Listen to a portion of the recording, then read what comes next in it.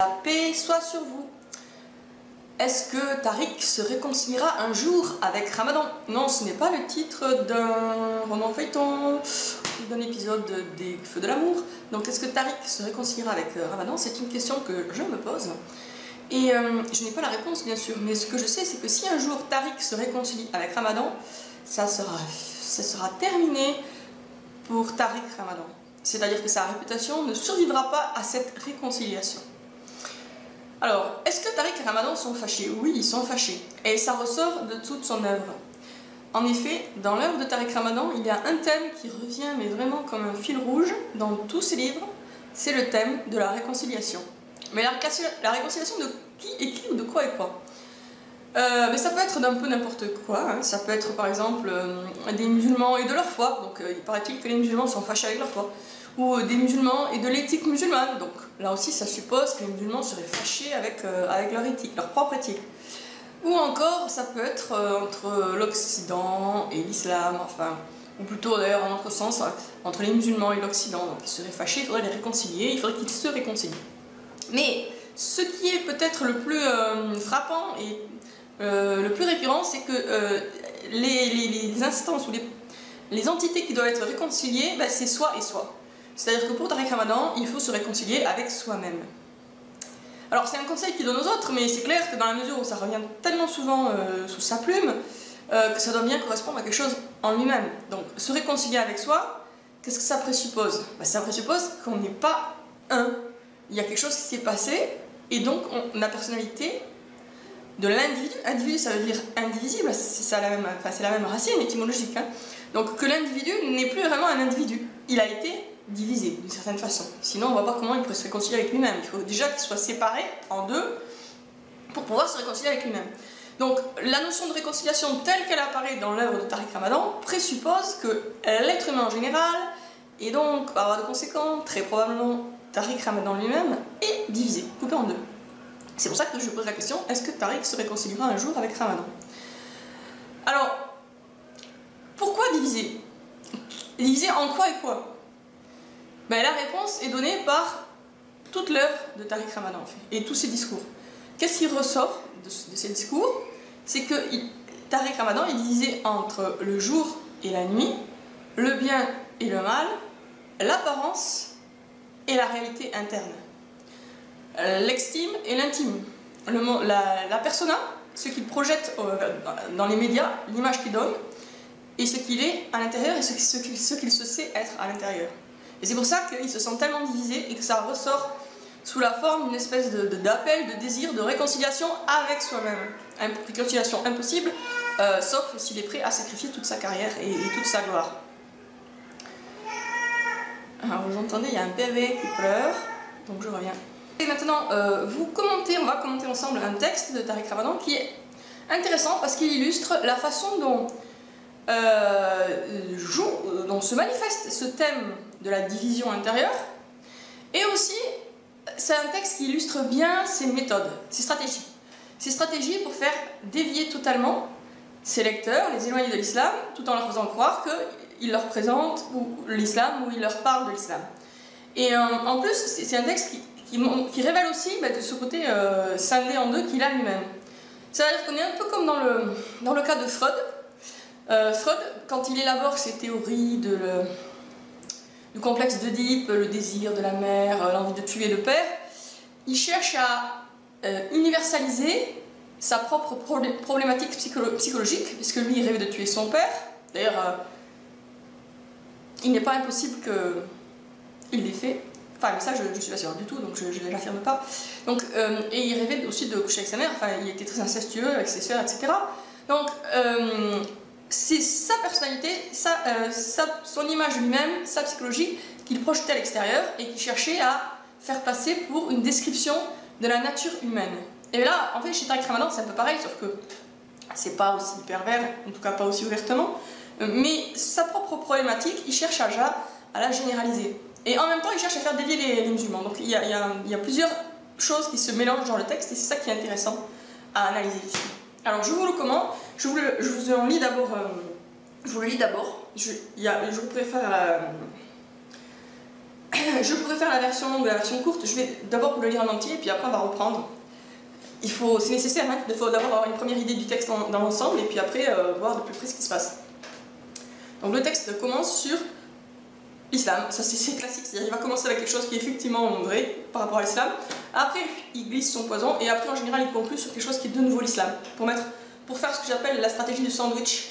Pain halal, tranche de jambon 100% pur porc, de nouveau tranche de pain halal. Comme ça, on fait pas gaffe à ce qu'il y a au milieu et on l'avale parce qu'on est resté concentré sur le pain au début et à la fin. Bon. Alors je vous lis donc le texte. La notion de Tawhid, de l'unicité de Dieu, de ses noms et de ses attributs, détermine une conception de la nature humaine en miroir et à contrario, pourrait-on dire. Si Dieu seul est un, tout dans la création est couple, double, à la recherche de l'union. L'unicité pour le transcendant tient de l'essence de l'être. L'union pour les êtres tient du mariage, de la fusion, du mouvement. Créés par l'être un, les humains doivent se mettre en quête de l'unité de leur être, de leur cœur, de leur âme, de leur intelligence et de leur corps. Ainsi présenté, on pourrait avoir l'impression que rien ne diffère ici des traditions grecques, juives ou chrétiennes. On connaît depuis longtemps cette approche dont l'expression la plus connue est bien sûr celle de l'opposition de l'âme et du corps. Pourtant, une lecture attentive des sources scripturaires révèle que rien dans la tradition musulmane ne fonde l'approche binaire qui opposerait deux éléments constituant l'homme et dont chacun serait marqué d'une qualité éthique positive ou négative. L'âme serait l'expression explicite ou implicite du bien, le corps l'expression explicite ou implicite du mal. Jamais la révélation coranique ni la tradition prophétique ne présentent les choses de la sorte. L'enjeu éthique n'est pas dans l'opposition de deux éléments singuliers et éthiquement figés qui représenteraient les deux pôles de la morale, mais bien dans la maîtrise et l'orientation donnée à leur impératif mariage, à leur nécessaire union. Dès l'origine, la tradition musulmane refuse ce type de bipolarisation antithétique et fonde les catégories morales à l'aune de la capacité de la conscience humaine à porter la responsabilité de trouver l'équilibre, d'installer l'harmonie, d'établir la paix. L'être humain est par essence responsable. La conscience du Tawhid l'invite à se mettre en quête sur la route du divin pour maîtriser, au cœur du mouvement de la vie, les contradictions de son être, ses faiblesses, ses manquements.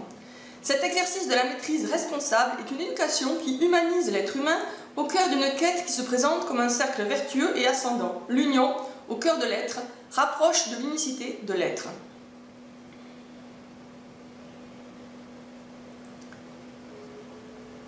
Alors, c'est un texte où peut-être on n'avait rien compris, et quelque part c'est fait exprès, pour qu'on ne comprenne rien, parce que si on ne comprend rien, on va avaler sans s'en rendre compte, de façon totalement inconsciente, certaines idées qui sont dans le texte.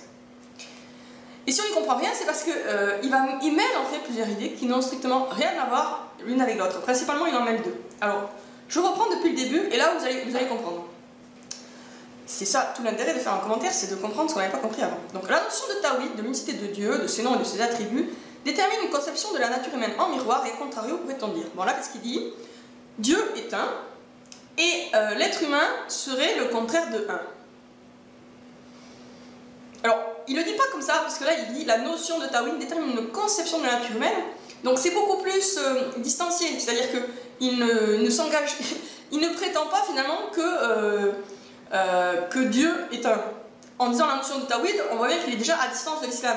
Il ne dit pas, par exemple, l'unicité de Dieu détermine une nature humaine à contrario, ce qui serait déjà beaucoup plus islamique. Non, lui, c'est la notion de Tawhid. Donc, on voit bien quelqu'un qui n'est pas dans l'islam et qui regarde tout ça de très très loin. Mais faisons comme si cet aspect-là n'était pas important, et effectivement, il n'est pas essentiel pour l'instant. Donc, Dieu est un, et en face, on a un être humain qui est, d'une certaine façon, le contraire. Alors, en quoi est-il le contraire? Il va nous l'expliquer. Si Dieu seul est un, tout dans la création est couple, double, à la recherche de l'union. Alors, tout dans la création est couple. Ça, c'est vrai. C'est-à-dire que, effectivement, toutes les créatures ont été créées en couple. Il y a des arbres mâles et des arbres femelles, il y a des insectes mâles et des insectes femelles. Tout ce qui est créé en termes de créatures vivantes est en couple, en paire. Paire, P-A-I-R-E. Mais regardez la suite, il dit la création est couple, double. Alors double, déjà c'est un petit peu différent, parce que un double, c'est le même en deux exemplaires, alors qu'un couple, c'est complémentaire. Alors, on pourrait dire c'est juste un synonyme, mais lui, il est plus attiré par la notion de double que par celle de couple. Pourquoi? Parce qu'il a lui-même une espèce de dédoublement de la personnalité. Donc il va être attiré vers ce genre de mot-là, double, plutôt que vers couple. Oui, je disais donc que Tariq Ramadan est plus attiré par la notion de double que par celle de couple, ce qui explique qu'il passe de couple à double, alors que tout dans la création est couple et pas double au sens deux individus identiques. Donc Dieu seul est un, tout dans la création est couple double, à la recherche de l'union. Bon, à la recherche de l'union, donc ça veut dire que toutes les créatures sont toujours en train de chercher à s'accoupler. Bon, on peut le voir comme ça. L'unicité pour le transcendant tient de l'essence de l'être. Tout ça c'est du blabla philosophique, mais vous avez compris que Dieu, on traduit en langage normal, ça fait Dieu est unique. Bon. L'union pour les êtres, alors l'union pour les êtres tient du mariage. Bon, déjà c'est complètement bizarre comme façon de dire l'union tient du mariage, ben oui, le mariage égale l'union, donc c'est pas l'union qui tient du mariage, mais c'est la suite qui permet de comprendre pourquoi il veut utiliser cette construction grammaticale tordue là. L'union pour les êtres tient du mariage, de la fusion, du mouvement. Alors, on est passé de couple à double, et là on est passé de mariage à fusion. Et si vous réfléchissez 2 minutes, vous verrez que ça marche pas là par contre. Autant mariage, oui, ça marche, les créatures s'accouplent, se mettent en couple, donc c'est un mariage au sens large, mais elles ne fusionnent pas les créatures. Quand on se marie, comme on dit, on ne fait pas plus qu'un, enfin il y en a qui disent on ne fait plus qu'un, la question c'est de savoir lequel, mais en réalité on ne disparaît pas en tant qu'individu pour créer un nouvel être. Ben non, il n'y a pas de fusion. Hein. Donc il y a couple, oui, mariage, oui, il n'y a pas fusion. Mais lui veut aller jusqu'à la fusion, parce que toujours il cherche à se réconcilier avec lui-même, vous voyez, à l'arrière-plan. Et donc la réconciliation avec soi-même, ça impliquerait justement une fusion, puisque la division était artificielle, c'était une division entre soi et soi. Donc là, bien sûr, dans l'idéal, on arrive jusqu'à la fusion, pour redevenir un. Mais entre deux êtres réellement différents, entre un mâle et une femelle, il ne peut pas y avoir fusion au sens littéral. Donc l'union pour les êtres tient du mariage, de la fusion, du mouvement. Bon... Du mouvement, ça c'est pas clair, mais la suite va nous permettre peut-être de comprendre pourquoi il parle de mouvement. Créé par l'être 1, ça c'est encore un de ces néologismes à la noix pour dire Dieu, l'être 1. Les humains doivent se mettre en quête de l'unité de leur être, de leur cœur, de leur âme, de leur intelligence et de leur corps. Et alors là, vous voyez, ça y est, on a dérapé complètement, on est sorti complètement de l'islam, ça y est, on est parti dans un autre monde. Et évidemment, il n'y a rien qui nous l'indique dans le texte, la façon dont le texte est construit. On a l'impression qu'il est en train toujours d'exprimer la même idée, puisqu'il ne donne pas du tout l'impression qu'il est passé à une autre idée. Il est passé à une idée complètement différente. Regardez. Une ligne avant, c'était, ou 2 lignes avant, c'était tout dans la création est couple. Et c'est-à-dire, les créatures vont par deux, par paire. Et l'union pour les êtres tient du mariage. Bien sûr, les êtres cherche à s'accoupler. Le mâle cherche la femelle cherche le mâle. Et là, qu'est-ce que ça devient complètement un truc qui n'a strictement rien à voir? Les humains doivent se mettre en quête de l'unité de leur être singulier, de leur cœur, de leur âme, de leur intelligence et de leur corps. Donc là, au lieu, on a sauté dans un sujet complètement différent, on parlait de l'union de 2 êtres complémentaires, mâle et femelle, et là maintenant on parle de l'union d'un être avec lui-même, autrement dit, de cette réconciliation avec soi-même dont Tariq Ramadan rêve dans tous ses livres. Et non seulement il en rêve, mais là il considère que c'est une espèce d'obligation que Dieu nous donnerait. Donc créé par l'être 1, les humains doivent se mettre en quête. Donc en tant que créature de Dieu, on aurait le devoir de chercher à devenir un. Mais la plupart des gens, à la différence de Tariq et Ramadan, la plupart des gens sont déjà un, hein, ils ne sont pas coupés en deux. Donc, à part ceux qui ont des graves problèmes psychologiques, ou qui, comme Tariq Ramadan, ont fait le choix de la dissimulation totale, il n'y a pas besoin de se mettre en quête de l'unité de son être, parce qu'il n'y a pas de division, il n'y a pas de problème. Le cœur, l'unité du cœur, ben moi ça va, c'est bon, j'ai un cœur, j'en ai pas deux, donc il n'y a pas besoin de le réconcilier avec lui-même, ou de chercher l'unité du cœur, c'est bon, il y est déjà. De leur âme, pareil, de leur intelligence et de leur corps, l'unité de son corps, mais c'est bon, il n'y en a qu'un de toute façon, donc comment on peut chercher l'unité, elle est déjà là. Vous voyez? Donc tout ça montre que lui, dans sa tête, à lui par contre, il y a un gros problème de division, de scission, que lui, en tout cas, il se voit en tant qu'être divisé dans son cœur, divisé dans son âme, divisé dans son intelligence. Ben effectivement, d'un côté, il cherche à dire « Ah, l'islam c'est merveilleux », et de l'autre, il cherche à faire sortir les musulmans de l'islam. Donc effectivement, il doit bien avoir une sensation de division quelque part, et de leur corps. Alors là, la division du corps, je préfère pas rentrer dans le sujet. Ainsi présenté, alors présenté, c'est quoi qui est présenté? Je ne sais pas, franchement. Ainsi présenté, je ne sais pas à quoi c'est censé renvoyer, franchement. Peut-être les êtres humains? C'est pas clair du tout, quoi. Ainsi présenté, bon, enfin, en tout cas, ainsi présenté. On pourrait avoir l'impression que rien ne diffère ici des traditions grecques, juives ou chrétiennes. Ce dont il a parlé juste avant n'avait strictement rien à voir, ni avec l'islam, ni avec les traditions grecques, ni avec les traditions juives, ni avec les traditions chrétiennes. Aucune de ces traditions ne part du principe que l'être humain, que chaque être humain est coupé en deux et qu'il doit se réconcilier avec lui-même, réconcilier son cœur avec son cœur, son âme avec son âme, son intelligence avec son intelligence, etc., et son corps avec son corps. Aucune ne part de ce principe-là. Donc lui, il est en train de... Il a prêté quelque chose, il est en train de prêter sa propre...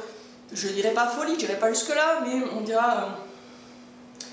sa propre problématique psychologique, il l'a prêtée à l'islam, il a fait comme si c'était un dogme islamique. Et maintenant, il est en train aussi, il n'a pas peur, hein, il est en train aussi de la prêter au judaïsme, à la tradition grecque et à la tradition chrétienne. Et là, il fait un 2 points qui va nous permettre de comprendre comment il rationalise tout ça et comment il essaie de donner une espèce de crédibilité, de vraisemblance à ce délire total. On connaît, alors 2 points, on connaît depuis longtemps cette approche. Non, moi je connaissais pas. Dont l'expression la plus connue est bien sûr celle de l'opposition de l'âme et du corps. Alors, effectivement, une opposition entre l'âme et le corps, dans le christianisme, oui, il y en a une, ça c'est clair.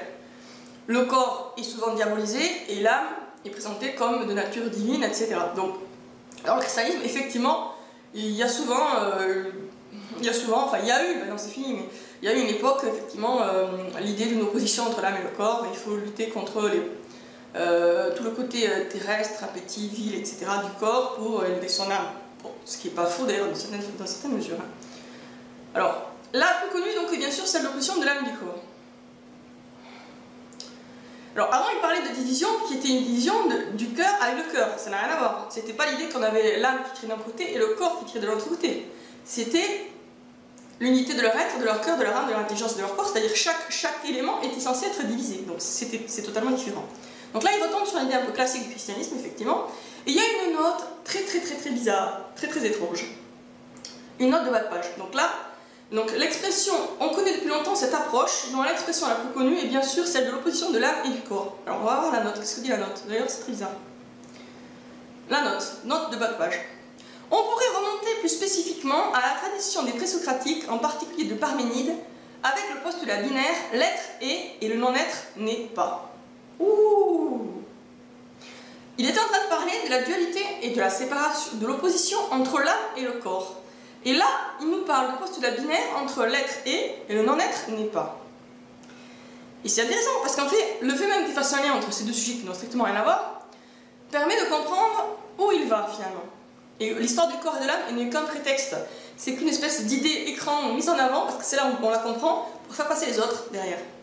Donc l'être est, le non-être n'est pas. Alors ça, l'être est, le non-être n'est pas, c'est jamais qu'une espèce de formule de logique. Vous êtes d'accord? Ça revient à dire ce qui est et ce qui n'est pas n'est pas. C'est très pléonastique, c'est un pléonasme, c'est évident. Mais en tant que pléonasme, justement, c'est logique. Donc il parle là des présocratiques, Parménide, machin, mais qu'est-ce qu'il est en train de dire? C'est que il y aurait une continuité entre la logique, parce que c'est un énoncé de logique. L'être est, le non-être n'est pas, bon voilà. Ce qui est, ce qui n'est pas, logique, hein, on est d'accord, c'est juste la logique. Donc il fait un lien entre la logique et l'opposition de l'âme et du corps. Bah, bien sûr, ça n'a strictement rien à voir. Hein. Le fait d'opposer l'âme et le corps en considérant que l'âme est divine et le corps est diabolique, et le fait de penser que un chat est un chat et un non-chat est un non-chat, ou un chat est un chat et donc ce n'est pas un chien, ça revient à peu près à ça, hein. C'est des choses totalement différentes. Parce que d'un côté, c'est juste une question de logique pure et simple, et dans l'autre cas, c'est un dogme très discutable du christianisme. Mais lui, fait un lien. Ce qui nous montre qu'au final, cette opposition entre l'âme et le corps n'est pas l'essentiel de son propos du tout, et d'ailleurs, ce dont il a parlé avant n'avait rien à voir non plus. il avait dit les humains doivent se mettre en quête de l'unité de leur être. Et maintenant, il parle d'une opposition qui finalement rejoint l'idée de binarité logique. Donc déjà, je ne sais pas si vous voyez où il va, mais en fait, dans la mesure où il a mis dans le même sac l'opposition de l'âme et le corps, et l'opposition de la logique binaire, et qu'il a opposé ça à la nécessité des êtres humains de se mettre en quête de l'unité, ça fait penser, ça nous permet déjà de comprendre, ce qu'on comprendra encore mieux après tout à l'heure, que ce qu'il veut dépasser, ce n'est pas l'opposition de l'âme et du corps, c'est plutôt la logique, l'opposition logique. L'opposition logique qui permet de penser. Donc quand on renonce à l'opposition binaire entre être et non-être, on est en train de renoncer à son cerveau. Et c'est ce que font les mystiques en général, hein, je dirais. Ils vont dépasser l'opposition binaire, ils arrivent à l'idée du grand tout, et ça, et après, il y en a qui perdent de la boule complètement. Bon, je continue. Alors, plutôt, je vais d'abord relire cette phrase-là, et puis pour enchaîner, parce que sinon, vous n'avez pas su. Donc, ainsi présenté, on pourrait avoir l'impression que rien ne diffère ici des traditions grecques, juives ou chrétiennes. On connaît depuis longtemps cette approche, dont l'expression la plus connue est bien sûr celle de l'opposition de l'âme et du corps. Pourtant, une lecture attentive des sources scripturaires révèle que rien dans la tradition musulmane ne fonde l'approche binaire qui opposerait deux éléments constituant l'homme et dont chacun serait marqué d'une qualité éthique positive ou négative.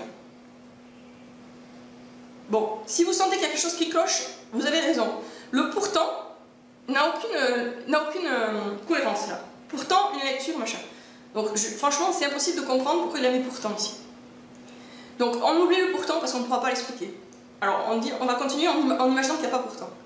Une lecture attentive des sources scripturaires révèle que rien dans la tradition musulmane ne fonde l'approche binaire qui opposerait deux éléments constituant l'homme et dont chacun serait marqué d'une qualité éthique positive ou négative. Alors, il avait mis sur le dos du christianisme l'idée d'une binarité entre le corps et l'âme, mais il avait mis aussi dans le même sac l'idée d'une binarité logique, de la binarité logique, c'est-à-dire autrement dit la logique, quoi. Et là, il est en train de dire que dans la tradition binaire, dans la tradition musulmane, il n'y a rien de binaire. Donc, quelque part, il est en train de dire que l'islam n'est pas binaire au sens où n'est pas logique. Ça ne vous saute pas aux yeux, c'est tout à fait normal, mais vous allez voir à la suite comme les choses s'enchaînent. Donc l'approche binaire qui opposerait deux éléments constituant l'homme, alors il était parti sur l'âme, sur le corps et l'âme, et maintenant c'est deux éléments constituant l'homme, donc c'est très, très vague, ça pourrait être n'importe quoi, et dont chacun serait marqué d'une qualité éthique positive ou négative. Alors qualité éthique positive ou négative, c'est bizarre comme façon de dire, puisque une qualité éthique négative, c'est plus une qualité éthique. Qualité éthique positive, c'est redondant, qualité éthique, et forcément c'est positif, mais si on rajoute négatif, là du coup ça devient contradictoire. Donc là, ce qu'il cherche à gommer, à exprimer tout en le gommant, c'est qu'il est en train de parler de l'opposition toute bête entre le bien et le mal. Mais il ne va jamais le dire comme ça. Donc qualité éthique positive traduisée par le bien, et qualité éthique négative traduisée par le mal. Donc maintenant, si on relit la phrase en remplaçant donc qualité éthique positive par bien et qualité éthique négative par mal, ça va donner ça. Rien dans la tradition musulmane ne fonde l'approche binaire qui opposerait deux éléments constituant l'homme et dont chacun serait marqué du bien ou du mal. Donc vous voyez que là, il a fait une espèce de raccourci. Tout ça caché sous l'idée de l'opposition entre le corps et l'âme, et il est en train de dire qu'en islam, il n'y a pas de logique binaire, et toute logique est binaire, la vraie logique est forcément binaire, et il n'y a pas non plus l'idée, il n'y aurait pas non plus l'idée que dans l'homme, il y aurait, je résume, je condense, parce que c'est comme ça qu'on peut comprendre, sinon on ne comprend pas, il essaie toujours de noyer le poisson, pour qu'on ne le voit pas le poisson, mais il est là en fait. Donc, dans l'islam, il n'y aurait pas d'opposition, l'être humain ne serait pas constitué de bien et de mal. Donc il n'y aurait pas dans l'être humain deux pôles, un pôle du bien et un pôle du mal. Bon, bien sûr que si. Par définition, l'être humain est tiraillé entre le bien et le mal. Ça, pour le coup, toutes les traditions, toutes les religions sont d'accord. Donc l'être humain, de base, il est tiraillé entre le bien et le mal. L'envie ou l'aspiration au bien et le désir de faire le mal parce que c'est confortable, etc. Donc je reprends.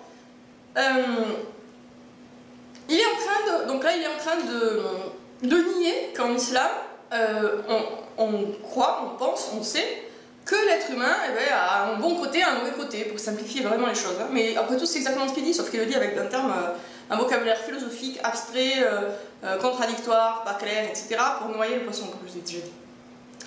Donc déjà, ça c'est grave. Mais il a aussi déjà commencé à nier l'idée qu'en islam, il y a la logique.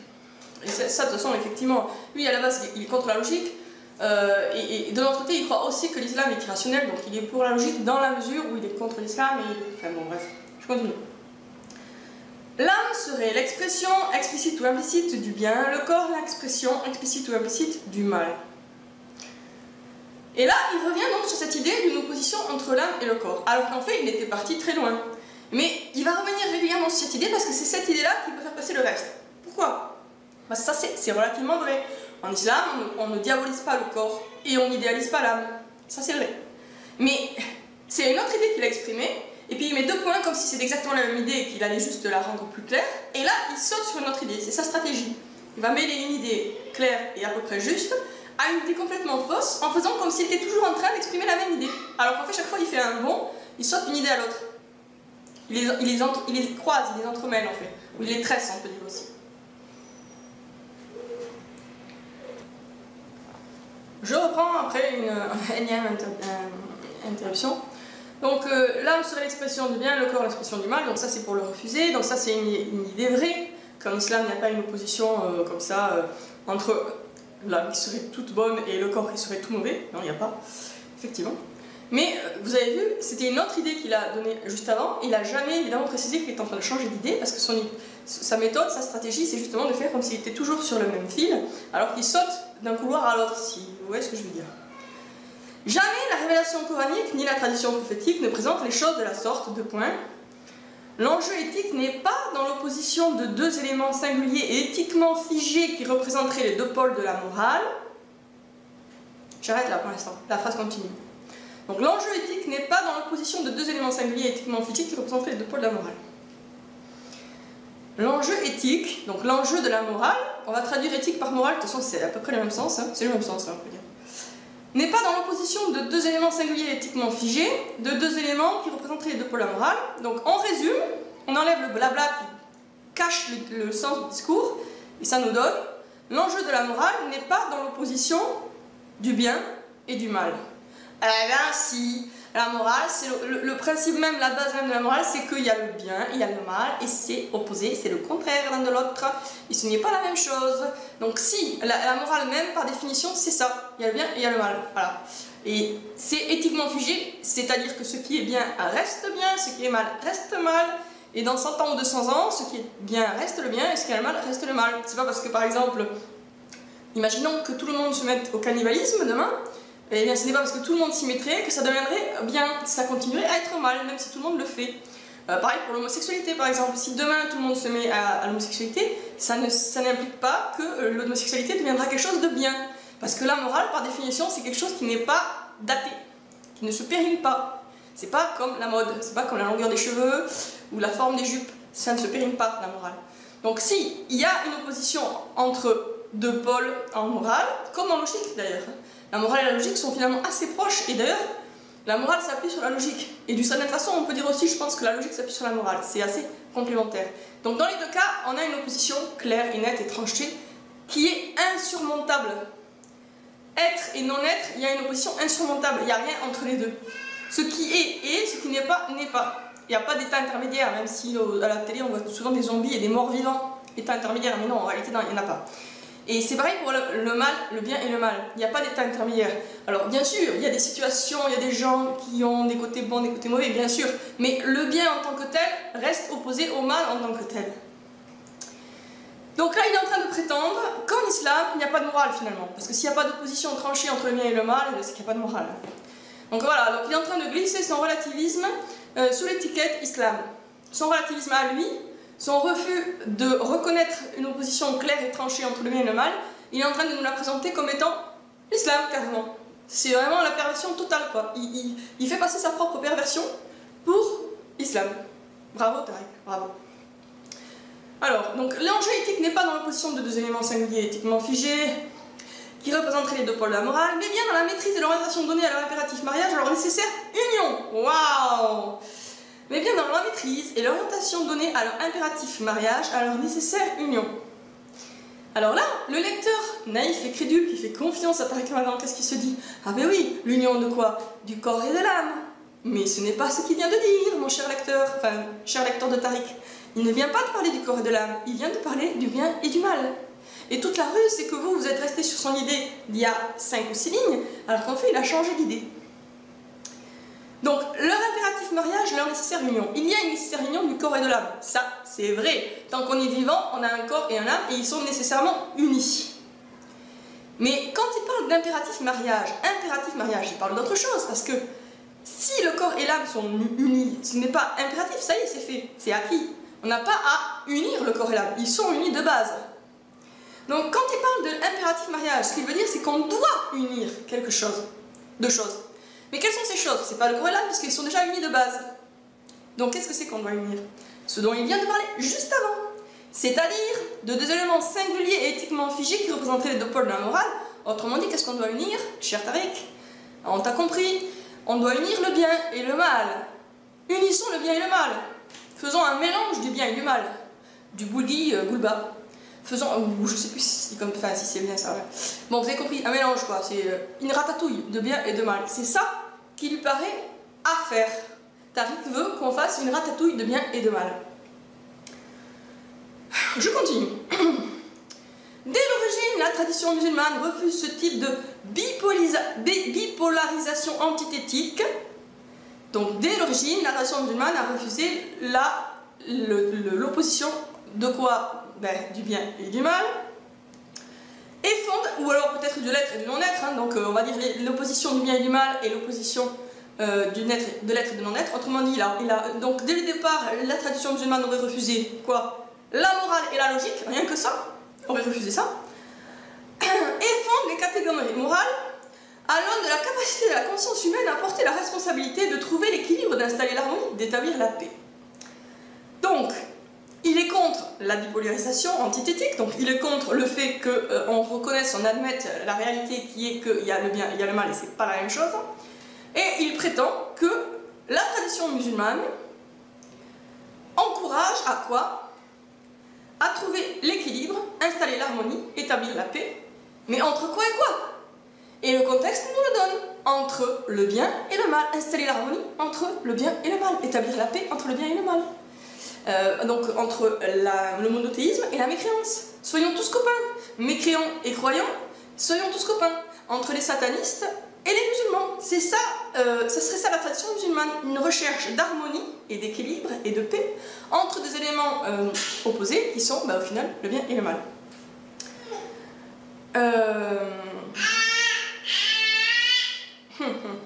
Pause. Bon alors la suite, je vais aller un peu plus vite. L'être humain est par essence responsable. La conscience du Tawhid l'invite à se mettre en quête sur la route du divin pour maîtriser au cœur du mouvement de la vie les contradictions de son être, ses faiblesses, ses manquements. Bon là, je pense qu'on peut dire que c'est du blabla pur, hein, qui est censé cacher un petit peu ce qu'il a dit avant. Hein. Cet exercice de la maîtrise responsable est une éducation qui humanise l'être humain au cœur d'une quête qui se présente comme un cercle vertueux et ascendant. L'union au cœur de l'être rapproche de l'unicité de l'être. Voilà, et là on va rester là, ça continue mais on va rester là. Donc l'union, c'est quoi sa conclusion? L'union au cœur de l'être rapproche de l'unicité de l'être, et là il a mis avec une majuscule. Donc il a fait un parallèle entre l'être qui est l'être humain et l'être avec une majuscule qui serait Dieu. Donc l'union au cœur de l'être, l'union de quoi? Du bien et du mal, de l'être et du non-être, du cœur et du cœur, de l'intelligence et de l'intelligence, qui était divisée, puisqu'on est toujours dans la tête de Tariq, qui lui se sent complètement coupé en deux. Hein. Donc l'union de lui-même avec lui-même, de son bon côté et de son mauvais côté, donc il pense qu'on peut faire fusionner le djinn diabolique avec l'ange, on doit pouvoir les faire fusionner tous les deux en un seul. Hein. Donc l'union au cœur de l'être rapproche de l'unicité de l'être. Donc pour se rapprocher de Dieu, il ne faut pas lutter contre ses mauvais penchants, chercher à renforcer ses bonnes actions. Donc non, pour se rapprocher de Dieu, qu'est-ce qu'il faut faire? Il faut prendre ses mauvais côtés et ses bons côtés et faire une tambouille. une tambouille, voilà. Un cocktail, molotov, d'une certaine façon, ou un gazpacho de bien et de mal. Alors, vous allez me dire, ouais, mais concrètement, ça veut dire quoi, faire un mélange du bien et du mal? Ben, ça peut être, il y a plusieurs façons d'interpréter. Ça serait quoi concrètement de faire un mélange du bien et du mal? Donc ça, de se réconcilier avec soi-même, au sens réconcilier son bon côté et son mauvais côté. Ça pourrait être de considérer que finalement le mal c'est le bien, c'est une façon de les réconcilier. Ou ça pourrait être de considérer que le bien, finalement, c'est le mal. Ça aussi, ça les réconcilie.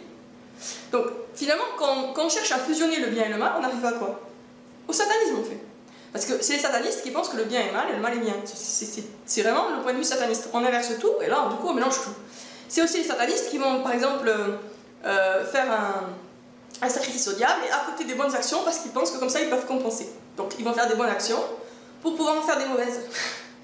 Ça existe, il y a des gens comme ça. C'est-à-dire qu'ils vont, par exemple, donner une grosse somme à un organisme caritatif et du coup, ils se disent, bon, bah, du coup, je peux aller sacrifier un être humain. Voilà, je peux aller violer et tuer un bébé parce que j'ai donné de l'argent à un organisme caritatif. Donc là, ils ont bien fusionné le bien et le mal. Ils font les deux en même temps. Donc, ça selon Tariq, ça rapproche de Dieu. Donc là, on se demande, quel Dieu exactement? C'est quoi son prénom à son Dieu, là? C'est pas Iblis, le prénom de son Dieu? Je pose la question, quoi. Enfin, moi, en tout cas, je me pose la question. Voilà, donc là, je sais pas si vous avez bien vu, mais il y a 3 strates dans le texte. Une strate apparente, où il est en train de parler de l'opposition chrétienne traditionnelle entre le corps qui serait mauvais et l'âme qui serait bonne. Et là, il dit qu'en islam c'est différent, et ça c'est vrai, donc il y a une première idée qui est vraie. Derrière, l'idée importante qu'il veut faire passer n'a strictement rien à voir, c'est l'idée que la base même de la morale, c'est-à-dire l'opposition entre le bien et le mal, c'est dépassé, c'est pas islamique, c'est pas bon. L'opposition entre l'être et le non-être, qui est aussi une opposition de base de la logique, ça aussi, c'est dépassé ou à dépasser, il faut le dépasser. Donc pour se rapprocher de Dieu, il faut renoncer à la logique, renoncer à la morale, et unir en soi-même, alors les deux moitiés, bon ça c'est pas valable pour tout le monde, puisque tout le monde n'a pas de moitié, hein, comme Tariq, donc là c'est une projection de son propre complexe, sur tout le monde, hein. Donc là il cherche à se réconcilier lui-même en prônant la réconciliation des autres, avec eux-mêmes. Donc il faudrait se réconcilier avec soi-même, mais au sens, à quel sens exactement? Eh bien au sens où on réconcilierait ses bons côtés avec ses bonnes qualités avec ses pires défauts, ses bonnes œuvres avec ses mauvaises actions, et le mélange, ça ne peut donner que quelque chose de satanique. L'idée qu'on va réconcilier le bien et le mal, c'est complètement aberrant, c'est impossible. Le bien, tout ce qui est bien, ça mène au paradis, tout ce qui est mal, ça mène dans la destination opposée, en enfer. On ne peut pas réconcilier le bien et le mal. On doit choisir entre les deux. Alors bien sûr, la plupart des êtres humains, ils ont tendance à choisir un petit peu d'un côté, un petit peu de l'autre, etc. et toujours à hésiter. Mais ça ne change rien au fait que le bien reste un pôle complètement opposé et irréconciliable, impossible à réconcilier avec le pôle du mal. Voilà, fin de l'explication de texte. Je ne sais pas si Tariq se réconcilierait un jour avec Ramadan, j'aimerais bien, puisque ça voudrait dire qu'il renoncerait à son masque, qu'il se démasquerait, et qu'il dirait clairement au grand jour, je ne crois pas en Dieu, je ne suis pas musulman. Ça serait bien en tout cas pour les musulmans qu'ils le fassent, mais je doute qu'ils le fassent. Je doute fortement qu'ils le fassent. Il a trop à perdre en termes de gloire, d'argent, etc. De prestige, bien sûr. Même si ces textes montrent que quelque part, il en souffre de sa propre hypocrisie. Il en souffre, mais bon, il va continuer. Voilà. Bonne journée.